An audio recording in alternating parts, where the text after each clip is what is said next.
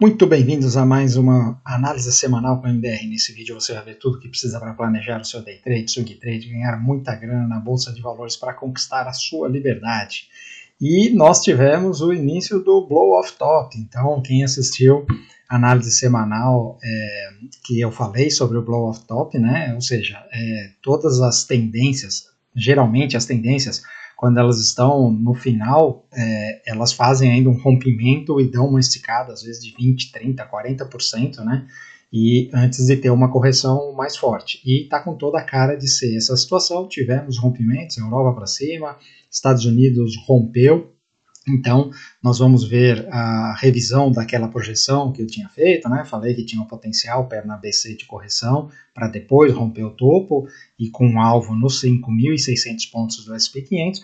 Na verdade, ele fez só uma correção de uma perna e voltou e já rompeu o topo histórico. Então, está mais perto daquele alvo de 5.600 do que nós estávamos quando nós fizemos a projeção, então vamos revisar isso. E outra coisa também, hoje no Momento Economês, nós vamos falar sobre o super ciclo das commodities. Então, olha, estamos falando sobre isso faz tempo e essa semana foi uma semana muito importante. Então, o CRB ele já tinha feito o rompimento, acionado aquela bandeira de alta no gráfico mensal, né? Agora, o ouro também já tinha rompido, está no topo histórico, fez mais um pivô e agora nós temos a maioria das commodities, tem a prata, o cobre, estão realmente muito fortes, né? O petróleo ainda está meio de lado, mas tudo indica que nós estamos no início de uma nova pernada de alta. E então, no Momento Economês, nós vamos falar sobre isso e vamos também falar sobre os impactos que isso pode trazer para o Brasil, que está lateralizado aí há 4 anos, né? Então, vamos olhar historicamente o que aconteceu no passado e o que pode acontecer agora, tá bom? Então, falando sobre o mercado brasileiro, não aconteceu nada, continua na mesma situação, continuamos naquele canal de baixa no diário, marcou um topo, essa semana tentou fazer uma reaçãozinha, mas continua no mesmo lugar, então não tem muita coisa para falar, o dólar também é a mesma coisa, tá bom? Então, se você está chegando agora e ainda não me conhece, meu nome é Maurício de Roberto, mais conhecido como MDR. Se você curte conteúdo, já deixa o seu like, se inscreve no canal, se inscreve lá também no Instagram, @mfmodel, onde a gente tem live todo dia às 8h15 da manhã. E se você quiser saber mais sobre o método 10x ou como operar junto com a gente na sala ao vivo e ter acesso à carteira VIP, você tem o link na descrição aqui embaixo, tá bom? Então, turma, começando pelo mapa de calor do mundo, nós vemos aqui que está mais esverdeado, né, principalmente a China, e o Brasil essa semana teve uma semana positiva aqui nas ADRs. E o S&P 500 brilhou, né? Então praticamente um consenso, poucas empresas como Amazon e Meta ligeiramente negativas, mas praticamente todos os setores para cima, principalmente esses caras aqui, né? Quando você vê uma Apple subindo 3,7, Google 4, Nvidia 3, não tem jeito, o mercado vai para cima mesmo. E começando pelo VIX, o VIX, olha só, está aqui na mínima, né? Nada que atrapalhe, nenhum sinal de que vamos ter correção ou qualquer surpresa, né? Então, até prova em contrário, essa tendência está tranquila e não temos divergência nenhuma com relação a isso. Os juros de 10 anos do Tesouro Americano tiveram uma semana de baixa, né? Chegou a espetar para baixo dessa linha de tendência desse canal, mas ainda fechou aqui mais ou menos dentro.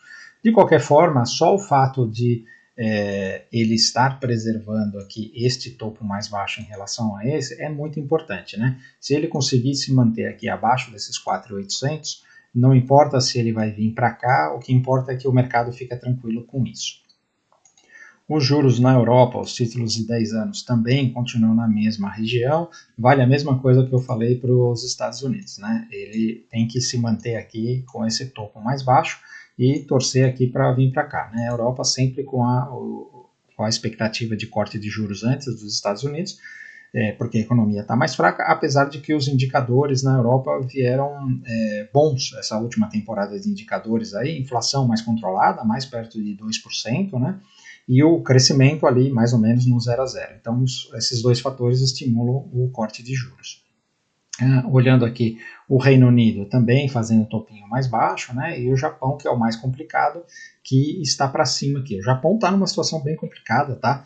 E até o Modem me perguntou que eu achava que tinha que fazer para resolver o Japão, e eu não sei responder, acho que ninguém sabe. O Japão é uma coisa bem complicada, nós estamos lá com o Ien naquela situação de desvalorização, e nós vemos aqui, olha, esse ien está no topo histórico aqui, 160 iens por dólar, né? Na verdade ele fechou essa semana aqui no 155, depois da interferência do Banco Central japonês durante a semana retrasada. E então, assim, o Banco Central está tentando fazer tudo o que pode com relação a juros, com relação ao câmbio, mas está numa situação bem complicada, e o Japão já está em recessão, né? Teve 2% de queda no PIB. Então, Japão é uma situação aí complicada, né? Indo agora para o SP500, nós temos aqui, olha, o começo do que a gente falou lá na abertura, né?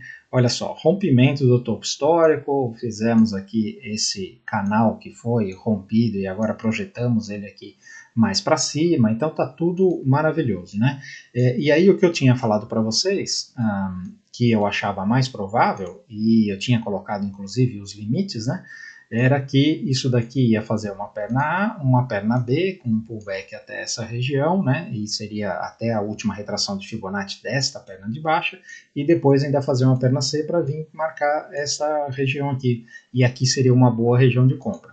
Mas eu estabeleci como limite essa região aqui, que seria a última retração de Fibonacci dessa perna de baixo. Se ele passasse daqui, um abraço. Então já fazem 2 semanas que eu voltei a virar minha cabeça para compra, e agora aqui nós já podemos inclusive apagar isso daqui, porque já não tem mais importância, o SP500 está para cima. E aí eu quero mostrar para vocês o que nós falamos sobre as projeções, né? Lembra, projeções do SP500, nós falamos já, então o desenho que eu tinha feito, e aí vamos atualizar aqui, o desenho era para ele chegar aqui nesse alvo de 5.600 pontos, que é o que? É o alvo de 100% de FIBO deste pivô de alta aqui, né? E aí, no meio do caminho, ele tem alguns alvos aqui, por isso que eu tinha feito esse desenho, onde aqui nós tínhamos tido uma correção de 10%, e eu falei, olha, se a gente fizer uma correção de 10% aqui, nós vamos testar a cabeça do pivô, e aí vamos fazer uma nova perna de alta. Esse daqui era para mim o desenho mais provável, né? E aí, então a projeção permanece, talvez até seja mais intensa e chegue antes nesse alvo que eu falei, né? Mas voltando lá para o nosso gráfico, nós temos aqui nessa situação, o que nós temos é que, apesar de não ter feito a correção ABC, nós tínhamos falado de uma possível correção de 10%, e essa correção aqui foi uma correção de mais ou menos 6%, né, 6,5% e tal. Então, tudo bem, cumpriu o seu papel, parou antes, né, ficou longe aqui da média de 50, mas tá ok, o mercado está forte, tá bom? Lembrando, ainda não começou a bagunça de eleições nos Estados Unidos, né? Nós vamos ter eleição lá no final do ano, e o Biden chamou o Trump para o pau, falou que quer 2 debates. Então, o primeiro em setembro. Vamos ver se vai rolar isso daí mesmo, né? Se o Trump não vai preso antes disso, muita coisa acontecer. Então, o mercado não está nem aí para a eleição e está só para cima, tá bom? E aí, olhando aqui a Nasdaq, a mesma coisa, né? Olha só, rompimento do topo histórico, uma bela de uma barra, e aí só tem que tomar cuidado de falar que agora só vai para cima e não precisa mais olhar para trás. Normalmente o mercado não anda assim, né? Às vezes ele faz umas pernadas assim sem olhar, né? Tá vendo? Às vezes ele faz, e nós podemos ter uma pernada dessa daqui. Mas você não pode contar com isso, você tem que contar que o mercado anda em zigue-zague. Então, normalmente, ele vai fazendo isso daqui, né? Seja para cima ou seja para baixo. Né? Depois, quando vira para cima, ele começa a fazer o zigue-zague para cima e assim por diante. Então, nós podemos esperar isso daqui. Agora, a tendência é para cima e não tem o que discutir com relação a isso, tá? A mesma coisa O Dow Jones, né, também tínhamos falado que achava que ele vinha até aqui, ele veio aqui até essa primeira retração de Fibonacci, já virou para cima, já está no topo histórico, então não tenho o que falar. O Russell 2000, um pouco mais preguiçoso, mas olha, está subindo, né? Ele está indo lentamente, mas continua subindo. Então, só o fato de ele não ter voltado para dentro desta consolidação aqui já é um bom sinal e então está tudo bem com esse Russell 2000. Indo para a Europa, nós temos aqui o DAX alemão, que a semana passada fez essa barra maravilhosa com mais um rompimento de topo histórico, né? Lembrando, o topo histórico, olha só como a Europa, a Alemanha está forte. Né? O topo histórico era aqui, ó, na região dos 16.500. Ele já está trabalhando aqui quase nos 19 mil pontos. Olha como andou esse negócio. Então, se você vê a Europa nessa situação e com muito também por perspectiva de corte de juros, imagina os Estados Unidos o que pode fazer com a força que tem na economia, né? Até prova em contrário. O Reino Unido também, olha só, rompeu o topo aqui dos 8 mil pontos, já está trabalhando aqui nos 8.400. Essa semana aqui foi uma semana mais lateralizada para a Europa, porque a semana passada andou demais, então foi uma ressaquinha. Agora é mais provável a continuidade do movimento do que qualquer coisa. Já a França, olha, está aqui novamente no topo histórico. Então, o topo histórico da França, veja aqui, aqui em 2022 era no 7.250, depois em 23 ela conseguiu fazer 7.570 e agora já está trabalhando aqui nos 8.200. Então, ou seja, Europa realmente muito forte, né? Indo para a Ásia agora, nós temos aqui o Japão, que apesar de todas as dificuldades, né, o Japão está no topo histórico e ele está aqui essa semana, olha, fez uma semana de alta, né? Está aqui nessa bandeirinha de baixa, numa tendência de alta, mas fez aqui uma semana de alta. Então, o Japão pode fazer, o Nikkei pode fazer que nem o SP500 fez. Ao invés de ele fazer uma perna ABC aqui, ele simplesmente se segura aqui nessa primeira retração de Fibonacci e vem testar topo histórico, tá? Não duvide disso. Até porque lá para os lados do sol nascente, nós temos a China que está muito forte, olha só. Quarta semana consecutiva, esse quinto aqui já é de segunda, né?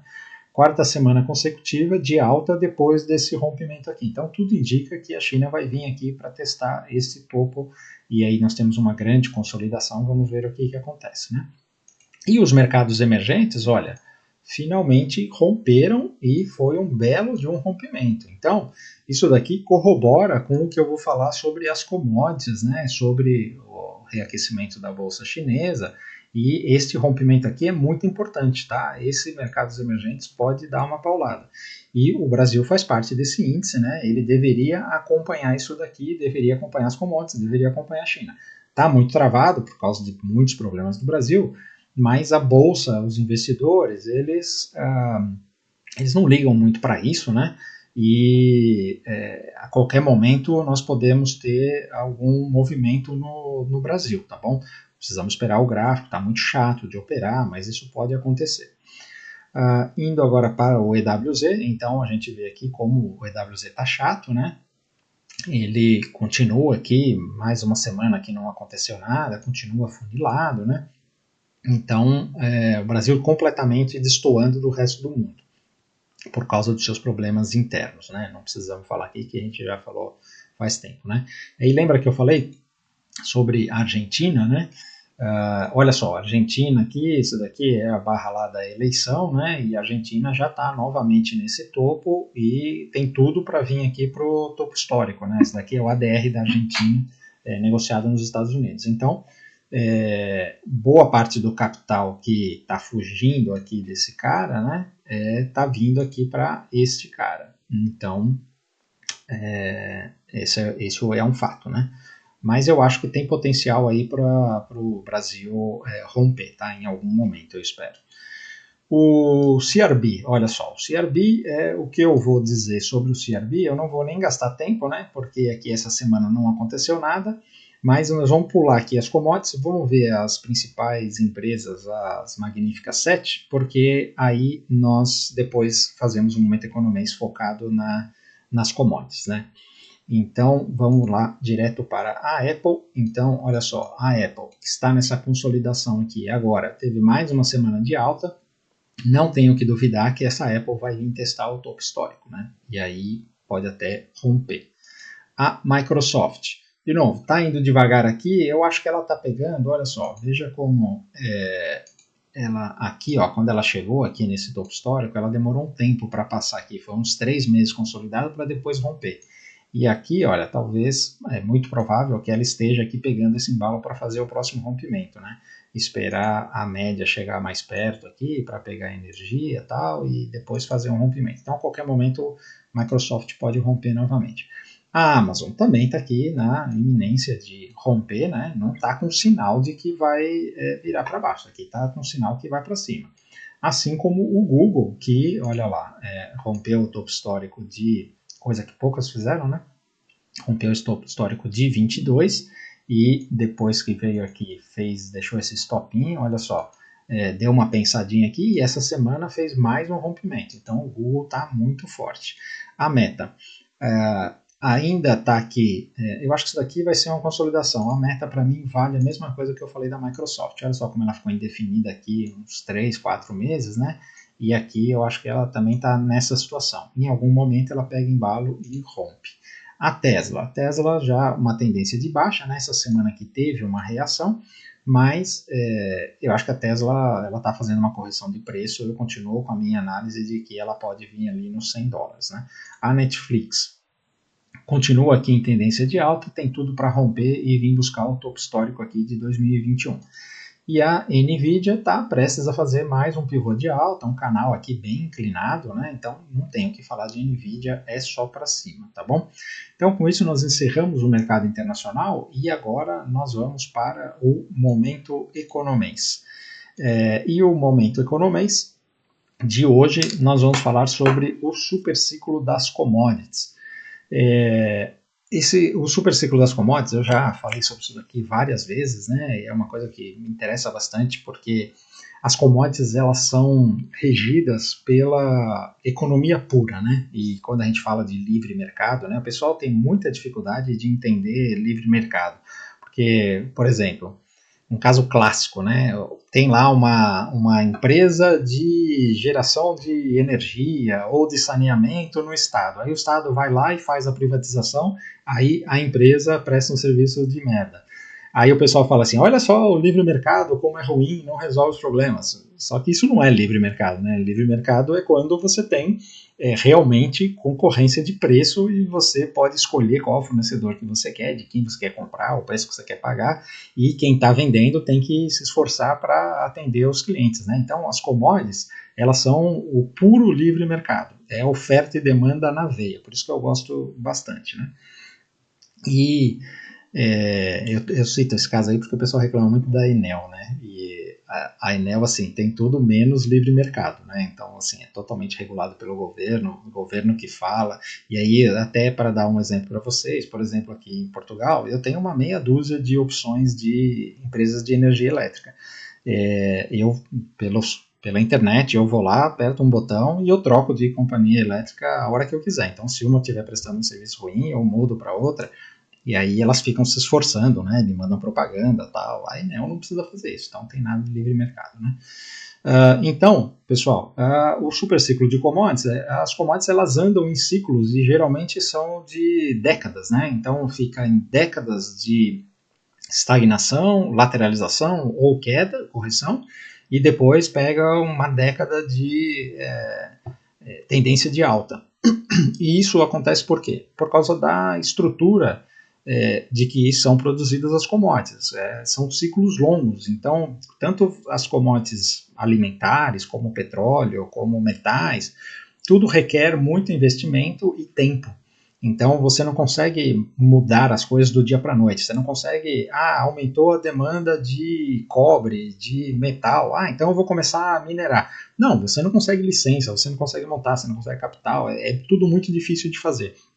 E a mesma coisa é alimentar, né? Porque principalmente hoje em dia, onde você tem cada vez mais dificuldade para o agronegócio por conta das restrições ecológicas e não, tem que reduzir a área de plantação, blá blá blá, blá blá blá, preservação. Então, assim, fica cada vez mais difícil. E aí, quanto mais difícil isso você aumenta o consumo, porque felizmente a humanidade continua enriquecendo loucamente, tá bom?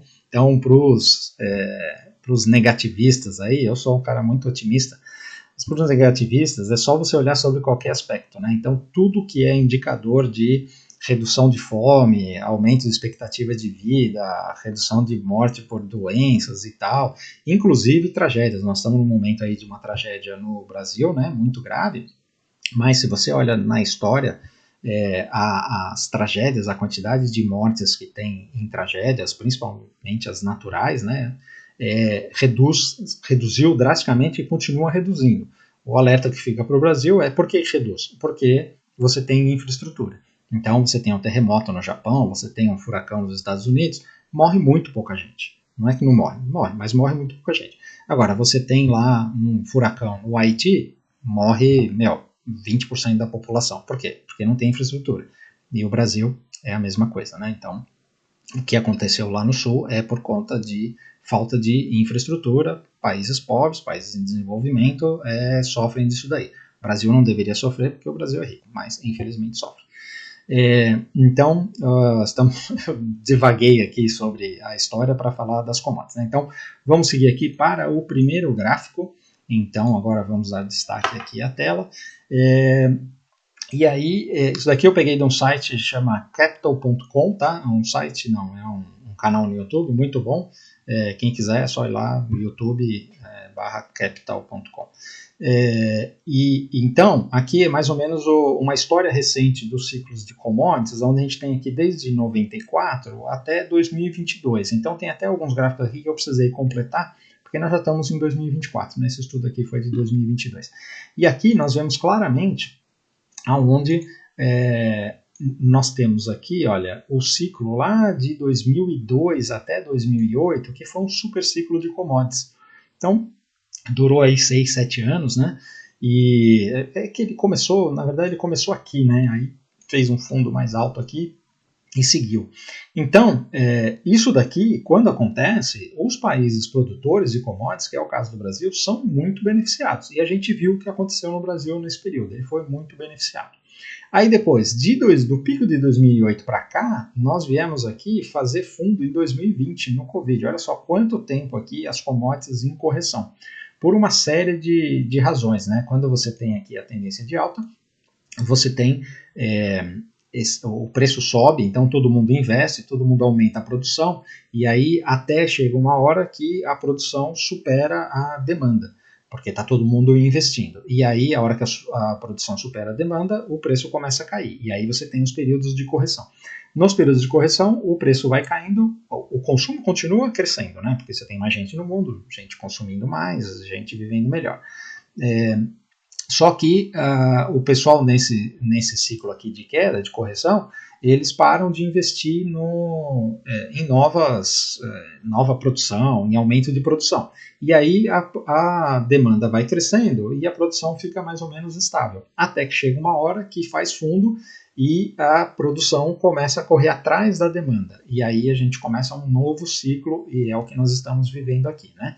Então, vamos olhar os gráficos, o que falam a respeito disso. Olha, o primeiro gráfico é esse daqui, falando sobre uma comparação, começando aqui do zero, em número de semanas desde o começo do ciclo, né? Então, se você pegar o nosso ciclo aqui, essa alta aqui, é a alta que começou agora em 2020, nós estamos em 2024, né? Então, o gráfico terminava aqui, e aí eu fiz esse negócio aqui, isso aqui é o CRB, né?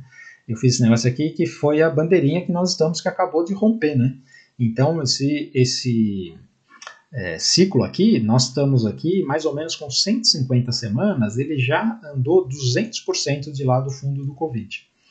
E no ciclo que aconteceu de 2002 a 2008, que é esta linha aqui, olha só como demorou mais do que o dobro do tempo para chegar nos 200% de gain. Então, quando você olha ali naquele gráfico, ele não dá, o gráfico anterior, ele não dá essa impressão.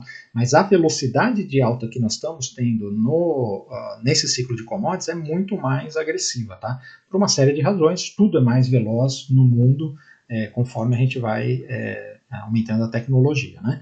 Então, esse daqui é o primeiro alerta. Aí, A outra coisa que eu quero falar é sobre o petróleo. Então, olha só, o petróleo, nós temos uma situação onde, lá naquele ciclo de 2002 a 2008, ele chegou a subir 550% do fundo, né? Só que, olha só, ele foi gradualmente e realmente, olha só lá no final do ciclo é que ele bombou. Depois nós vamos olhar isso daqui no gráfico. Já o petróleo aqui, por causa do choque do Covid, que fez um fundo muito acentuado, e uma retomada muito grande, somado à guerra lá da Ucrânia e da Rússia, o petróleo subiu até mais do que todo o ciclo aqui, olha, num período muito mais rápido, né? 120, 130 semanas. Chegou a subir 650% a cotação do petróleo. Então vejam como o negócio está mais acentuado. Agora, tem duas coisas que eu tenho que falar sobre o petróleo. Aí você olha aqui e fala assim, putz, mas já subiu mais do que subiu da outra vez, no dobro do tempo, será que o petróleo não vai subir mais? Então vamos olhar aqui o gráfico do petróleo para fazer esta análise. Então esse daqui é o gráfico mensal do petróleo, né, o Brent, e aí nós temos aqui o fundo de 2002 e nós temos aqui aquela alta que foi a alta de 600%. E agora nós temos aqui o fundo do Covid e nós temos toda essa alta aqui e nós tivemos aqui uma correção, né? Então, quando você olha isso daqui, você fala, quanto foi o topo, o pico do petróleo aqui? $150 foi a maior cotação que nós tivemos no petróleo. E agora nós estamos com ele cotado aqui 80 e pouco, nessa faixa aqui entre 70 e 90, né? Essa consolidação. Só que tem uma coisa... tem duas coisas para falar sobre isso aqui. A primeira coisa é que aqui em 2008, se você fizer a conversão da inflação desses $150, o quanto seria hoje, os $150 seria, na verdade, $220. Por quê? Nós tivemos uma inflação de 45% no período. Então, para você chegar nesse pico aqui equivalente em termos de poder de compra, o petróleo ele deveria estar a $220. E nós estamos com ele cotado aqui nessa faixa entre 70 e 90. Isso significa que quando você olha esse negócio e fala assim, putz, esse negócio tem potencial de vir aqui no 150 ou até romper topo? Tem. E por os dois motivos.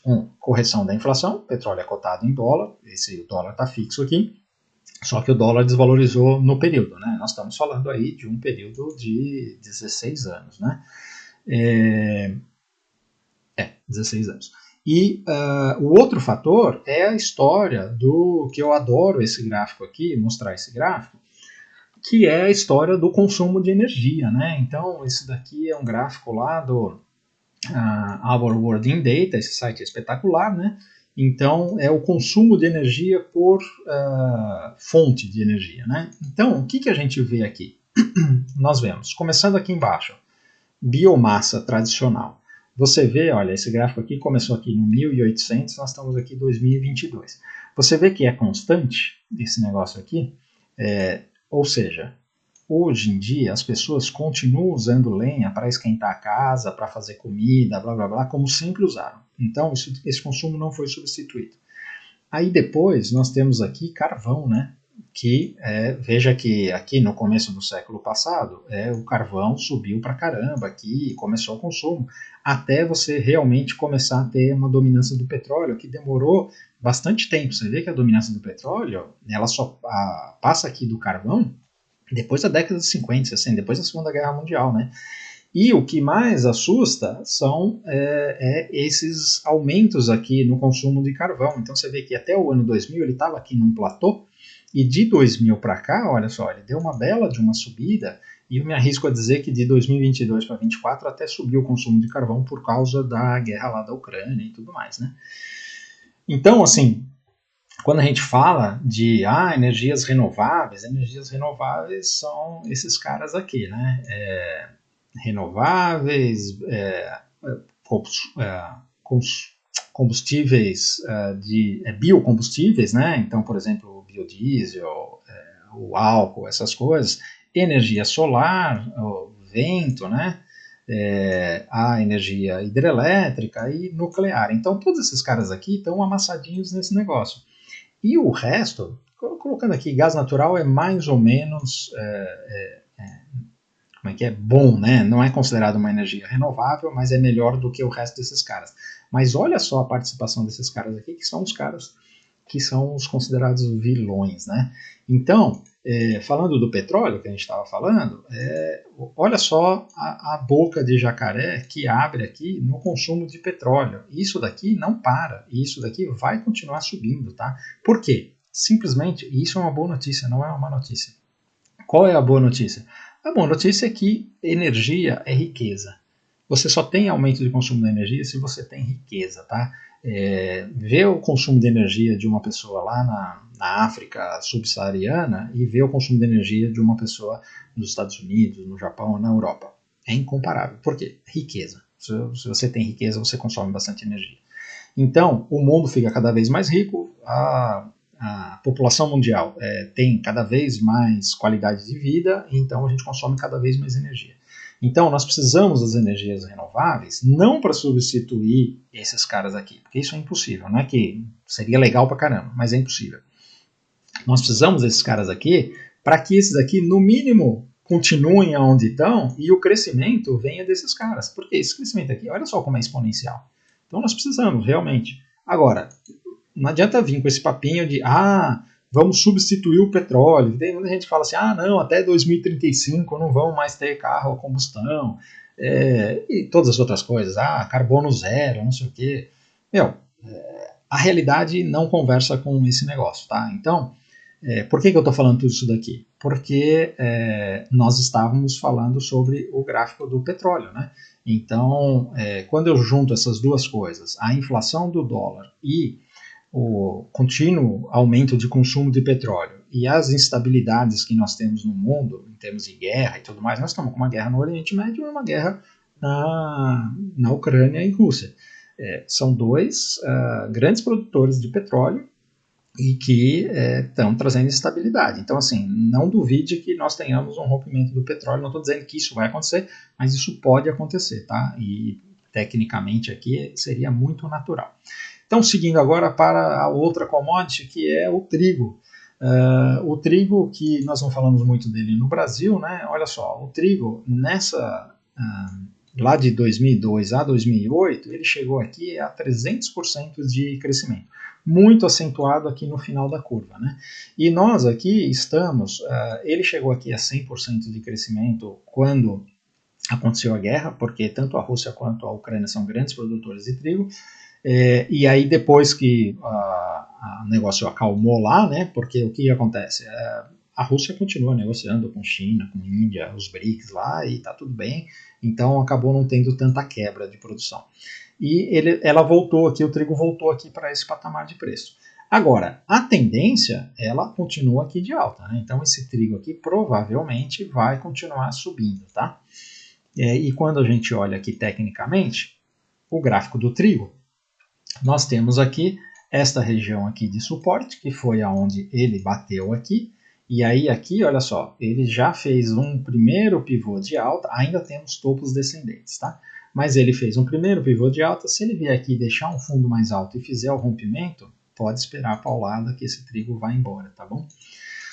Indo aqui para os metais, né? Então, o cobre é um dos principais metais para a revolução elétrica, né, do mundo, mas você precisa de cobre para tudo, para a indústria, cabo de energia e para a eletrificação da economia, né? Então, nós tivemos aqui nesse ciclo lá de 2008, ele chegou a subir aqui, olha, 477% aqui. Então, e ele chegou no pico aqui já com 200 e poucas semanas. Nós estamos aqui mais ou menos por 150 semanas, né? E nós estamos com o cobre neste momento fazendo um rompimento e ele já subiu mais ou menos uns 150%. E agora, esse rompimento do cobre, com tudo que a gente está vendo de eletrificação da economia, ciclo de commodities, blá blá blá, para o cobre fazer uma pernada dessa daqui, como ele fez aqui, olha, é muito fácil, né? Então vamos olhar o gráfico do cobre agora. E aí nós vemos aqui, olha, esse daqui é uma última pernada do cobre aqui desde de 2020. Aí ele fez aqui uma flâmula, né, que é um triângulo, que apertou bem, e depois que ele fez o rompimento, e aí nós falamos, olha, a partir daqui, quem tiver a oportunidade de comprar cobre, pode comprar. Aí ele foi aqui sem pestanejar até o topo. Depois que ele chegou aqui no topo, ele deu uma pensada aqui de 2 semanas, e essa semana aqui já deu uma paulada de alta. Então, o cobre está cotado aqui mais ou menos a $900, né? E se nós colocarmos aqui as projeções de Fibonacci, a projeção de 100% está aqui em 1.100, a projeção deste pivô. E depois a projeção de 200% aqui perto dos 1.400, tá? Então, assim, não duvide que esse cobre vai fazer esse movimento, porque se você pegar daqui a aqui, né, ele fez uma pernada gigantesca. Seguindo aqui, a próxima commodity é o ouro. Então, o ouro é o ativo que eu mais falo, né? Eu sou fã do ouro, e ele fez rompimento aqui, tá no topo histórico. Lembrando, isso daqui é percentual, né? Então, quando você olha aqui, fala, aqui ele chegou perto dos $1.000 lá em 2008, né? E agora nós estamos com a cotação acima de $2.400. Então, você olha esse gráfico, como é que está aqui embaixo, né? Não, na verdade, em percentual do começo do ciclo, do fundo do Covid para cá, ele subiu aqui mais ou menos uns 70%, né? E quando nós tivemos aquele super ciclo, ele subiu aqui quase 300%. Né? Então, olhando aqui o gráfico do ouro, ele fala por si só. Nós temos aqui essa cotação aqui, esse topo que estava nos $2.000, ele deu essa pensadinha, né? Aí veio aqui, olha, primeiro o alvo de FIBO, 61.8, deu mais uma pensadinha, essa semana aqui já renovou o topo. O próximo alvo dele é 2.500. Eu acho que esse ouro aqui pode vir aqui nos 3.000 muito rapidamente, tá bom? Por várias razões, tem muita demanda de ouro para o Banco Central e tudo mais, né? O outro ativo que eu falo bastante também é a prata, né? Então, a prata, olha só, a prata ela está atrasada em relação ao ouro, porque o topo aqui é perto dos $50, e ela neste momento está cotada aqui 31,50, e a prata, desde que ela fez aqui esse rompimento, né, ela estabeleceu aqui esse triângulo, esse afunilamento, e quando rompeu aqui eu falei, a partir de agora, quem tiver oportunidade, compra a prata. E olha só o movimento que fez no último mês, né? Então, aqui, esse negócio para vir testar o topo histórico aqui, nós estamos falando aqui, olha, de 31 para 50, é quase dobrar o preço. Espetacular a oportunidade, né? E aí temos também o urânio, que eu já falei bastante, né? Então, assim, aquela matriz lá de energias mostra a necessidade de energia nuclear. E cada vez mais os países, fica provado, aqui na Europa principalmente, né? Onde a França, que é toda politicamente correta, tal, deu uma banana para os ambientalistas que forçaram a Alemanha a acabar com as usinas nucleares deles, né? E a França tem mais de 70% da sua produção nuclear. E eles não fecharam nenhuma planta, na verdade eles continuam expandindo, né, a produção. E eles estão exportando energia, inclusive. Então, ficou provado como a energia nuclear é importante, né? E você nunca ouviu falar nada de ruim da energia nuclear na França, né? Então, assim, quando você faz direito, a mesma coisa o Japão. O Japão tem lá, teve uma pressão muito grande por causa de Fukushima, mas as pessoas não sabem que o acidente assusta, mas em Fukushima, se não me engano, acho que morreram 3 pessoas. E foi um acidente, assim, foi um terremoto, depois de tsunami, putz, deu tudo errado e morreram 3 pessoas. Só que assusta, né? E quando você olha a quantidade, existe um gráfico, eu não trouxe aqui, mas existe um gráfico que mostra a quantidade de pessoas que morrem por geração de energia, né? Então, assim, para você ter petróleo, né? Quantas pessoas morrem no processo? Porque o pessoal lá que está na plataforma de petróleo, acontece acidente, acontece um monte de coisa. Então, morre lá um número de pessoas. Para carvão, mina de carvão, morre lá um número de pessoas. Energia nuclear, também você tem os acidentes, ou na fábrica, quando você vai construir a usina tal, né? Você tem os acidentes. Aí você tem a hídrica, a eólica, painel solar, não sei o quê, e você coloca o pessoal que está instalando o painel solar no telhado da casa, cai do telhado e morre. Isso acontece. Então, assim, quando você olha isso, a energia nuclear é uma das que menos mata para produzir. Obviamente, carvão é o que mais mata, né? Depois vem petróleo. Mas mesmo assim, são números muito pequenos, falando só de produção. Agora, a nuclear comparada com as renováveis, né, que é eólica e solar, putz, eólica e solar mata muito mais. Sem falar a quantidade de pássaros que morrem com a energia eólica, né? Então, o urânio, nós temos uma tendência, além disso tem outra coisa também, vocês podem se informar, existe uma tecnologia que está sendo tem muitas startups, muita gente investindo nisso daí, os Bill Gates da vida, esses caras, que são os microreatores. Um microreator é um reator nuclear que você consegue transportar num caminhão. Você remove ele. Então, ele serve, por exemplo, para lugares remotos, e para você, por exemplo, ao invés de você depender da energia elétrica da rede, você vai fazer um condomínio de casas, você pega e coloca lá um microreator nuclear e ele atende todas as casas, né, do condomínio, ou um prédio comercial, alguma coisa assim. Então, é uma tecnologia e esses microreatores, a chance de acidentes dele é mínima, por causa do jeito que ele é construído. É muito diferente do jeito que é construído as usinas nucleares. Então, assim, essa é uma tecnologia que vai revolucionar, e a hora que começar a bombar esse negócio, cara, vamos precisar de urânio, e tem pouca mineração de urânio. Então, nós temos aqui isso aqui que, tecnicamente, olha, essa semana aqui fez o rompimento. Então, o próximo alvo desse negócio aqui agora é 45, e ele está cotado aqui a 32. Então, urânio, esse URA é um ETF, tá? Dá para você investir facilmente. Eu já falei na semana passada sobre aqueles ETFs, quem quiser, olha no vídeo da semana passada, os ETFs que você pode investir de mineradoras, tá? Também é uma alternativa. Agora, eu quero falar aqui sobre o Brasil.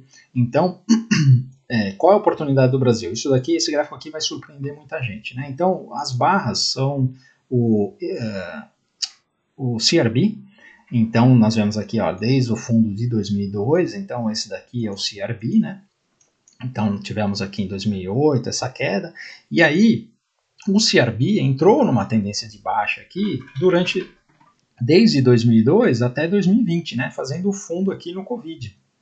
Então, nós temos aqui, olha, uma clara tendência de alta, e aí é aquilo que a gente fala, né? O Lula teve uma puta de uma sorte de surfar esse negócio aqui, e todos os países produtores de commodities se deram muito bem nessa região, e nesse período, e todos os países produtores de commodities se deram muito mal nesse período. Então, assim, a Dilma fez as atrapalhadas dela, mas ela pegou uma situação completamente diferente do que o Lula, tá? Se fosse o contrário, se fosse a Dilma aqui, mesmo com as atrapalhadas dela, o Brasil teria crescido pra caramba. E se fosse o Lula aqui, mesmo com o Palocci, porque depois do Manteiga acabou de zoar mesmo, né? Mas mesmo com o Palocci, o Lula também ia se ferrar aqui, tá? Não tem como negar esse negócio, tá? Por quê? Porque essa linha branca aqui é o nosso EWZ. Então, veja a correlação do EWZ com o CRB. Ele anda praticamente juntinho. Olha só como faz topo, faz fundo, faz topo, faz fundo. Aí o nosso EWZ até que conseguiu segurar aqui. Olha, no Covid foi muito mais agressivo, né? E o EWZ conseguiu segurar aqui.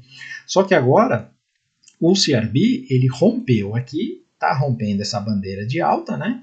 E indo embora. E o nosso EWZ ainda está aqui nessa região. Então existe um gap que normalmente não acontece. Veja como eles andam juntos e aqui tem um gap. Então, por isso que eu digo que a qualquer momento, por qualquer razão, que não sabemos qual, se o Ibov fizer um rompimento, nós podemos ter uma paulada muito rápida, tá?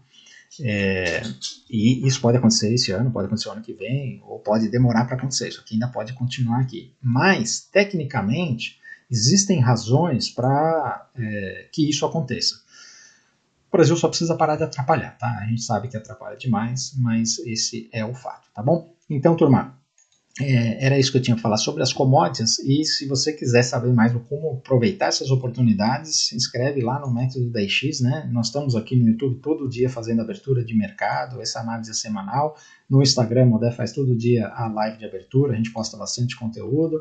Para quem é do Método da X, tem acesso ao Hotmart com aulas ensinando como operar, análise técnica e tudo mais.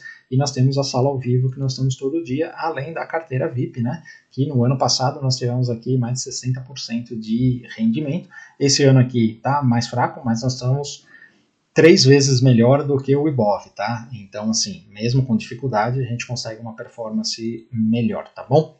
Então, encerramos aqui o Momento Economês e vamos agora para o mercado brasileiro. Então, começando aqui pelos DIs, olha só, tivemos aqui mais uma semana de alta, né?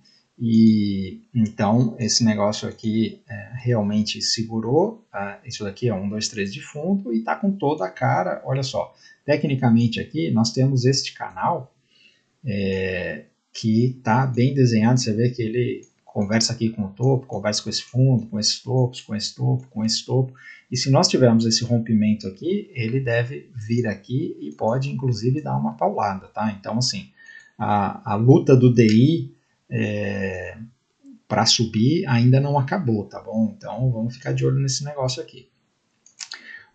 Indo para o Ibov, o que eu estava falando sobre o Ibov, então, olha só, nós temos aqui um canal de alta, né? E aqui esse Ibov fica claro aquilo que nós falamos, acabamos de falar das commodities, né? Olha aqui, o ciclo de commodities, né? Aí depois a crise de 2008, aí olha lá, a gente mostrou aquela comparação com o EWZ, né? Mas o Ibov também mostra isso aqui facilmente. E aí nós tivemos aqui todo esse período aqui de correção até 2015, e aí em 2015 a gente começa, depois de fazer fundo, começa a retomar, e aí tem Covid aqui, e depois do Covid, o que aconteceu foram que as commodities vieram e fizeram isso daqui, né?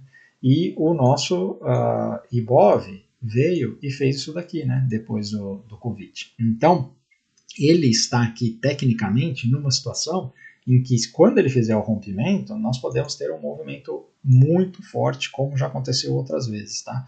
Não podemos perder a esperança.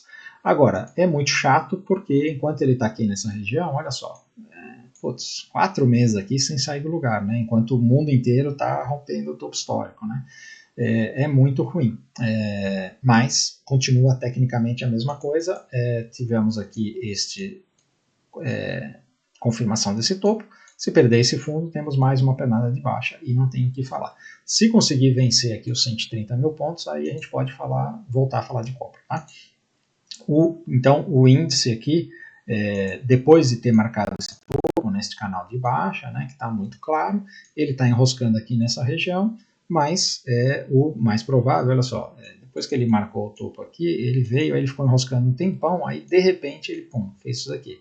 Eu acho que pode acontecer, pode até tentar fazer aqui uma violação tal, e vir para baixo, tá? Então, como eu disse, para mim, no Ibov só rompimento acima dos 130, no índice só acima dos 131 e 500 é que eu vou falar de compra, fora isso eu só vendo, tá?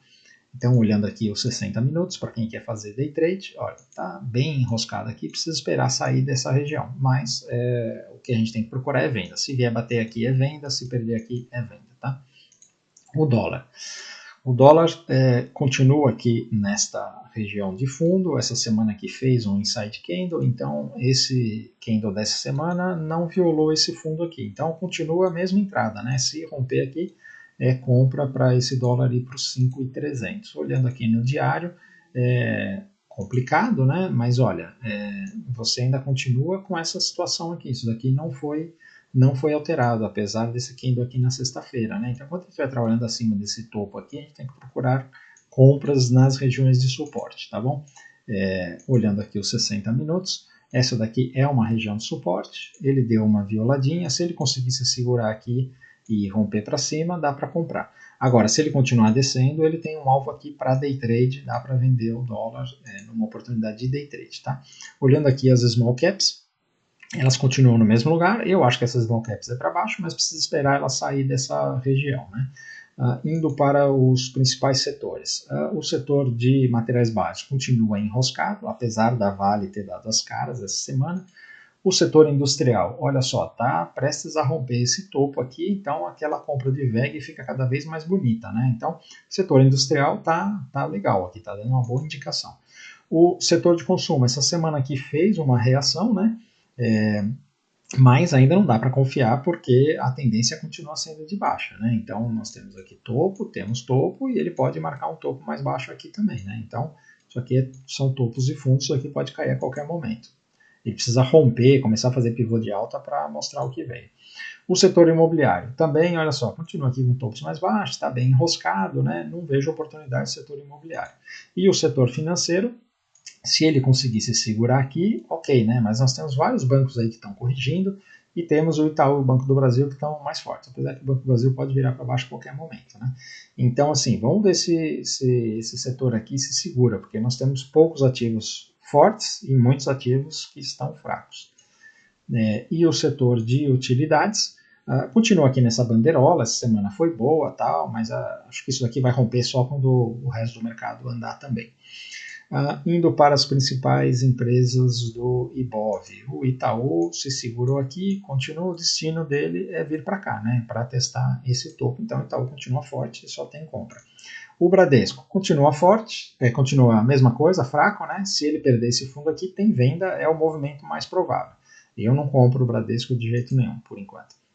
A Sambi, a mesma coisa, né? Está descendo, o destino dela agora é os 26, então só tem venda em Sambi, tá? O Banco do Brasil continua consolidado. Eu acho que ele vai perder esse fundo aqui para fazer uma correção maior, mas enquanto ele não sair dessa região, não tem o que fazer. Já a Vale, olha, a Vale, ela, essa semana aqui, finalmente fechou acima dos 65 com uma barra muito bonita. Esse é um excelente sinal, tá? A Vale, olha, para ela fazer um movimento como esse e vir aqui para os 75 é muito fácil, tá? Agora nós podemos ter uma semana atrás da outra, então agora, Vale, seja para day trade ou seja para swing trade, toda oportunidade aqui, ó, por exemplo, se ela abrir aqui, vier fazer um pullback, fizer um pivô de alta, tem compra. Vamos montar na Vale todos os dias que ela der oportunidade de compra, tá? A Petro fez essa barrona aqui de correção, né? Veio aqui na última retração do Fibonacci dessa perna de alta, tem divergência aqui, né? De IFR, então isso daqui realmente pode ser o topo dela por um bom tempo, né? E nós podemos aqui ter mais correção em Petro. Agora, a Petro ela está muito vulnerável à notícia, né? Então você tem que ter bastante cuidado para operar ela. Eu não recomendo, para quem não tem experiência, eu não recomendo ficar operando a Petro nesse momento, tá? Apesar de que eu estou vendido na Petro, mostrei aí para o pessoal, quando ela fez aqui nós tivemos aqui uma ilha de gap de fuga, né? Então ele acionou aqui uma venda e essa venda pode vir inclusive testar aqui o fundo, né? Eu fiz essa venda aqui pelos 60 minutos, então quando ele marcou esse topo aqui, eu fiz a venda aqui e está dando muito bom essa venda, mas cuidado porque não está fácil de operar Petro, tá bom? A B3 enroscada aqui, parece que vai segurar no fundo, mas nós precisamos que ela realmente comece a fazer pivô de alta para voltar a testar topo, então ainda precisamos esperar a B3 dar mais sinal. A VEG, a qualquer momento pode romper, tá bom? Eu acho que essa semana aqui a VEG pode dar uma compra no rompimento aqui dos R$40 e tá com stop justo. Eu sei que tem resistência aqui por causa de topo, mas tem espaço para fazer parcial, então eu gosto bastante da VEG. E para finalizar, as commodities brasileiras, né? Falamos lá no momento que eu falei sobre as outras commodities. O milho está se segurando aqui, mas ainda está consolidado, não recomendo fazer nada. O boi continua consolidado, ele pode perder aqui, se perder tem venda, mas está muito tempo consolidado aqui. A soja para mim tem compra, eu acho que ela se segurou aqui e ela está fazendo aqui, olha, um pivô de alta. Então já veio aqui, rompeu, voltou e está voltando para cima aqui. Então, para mim, a soja, o destino dela é o topo aqui, tá bom? Então, quem opera isso daqui tem compra em soja. E o café que já deu a compra, né? Ele veio aqui, fez essa correção, esse pullback e tal, fez um 1, 2, 3 aqui. Para mim, o café é só para cima, tem compra, tá bom? Então, turma, era isso aí que eu queria falar. Espero ter ajudado. Se vocês curtiram o conteúdo, antes de ir embora, deixe seu like. Se ainda não é inscrito, considere se inscrever no canal. Se inscreve lá também no Instagram, @mfmoderno. A gente tem live todo dia às 8h15 da manhã. E Método DX, se quiser se inscrever, tem o link na descrição aqui embaixo. Sala ao vivo todo dia e acesso à carteira VIP, tá bom? Valeu, um abraço.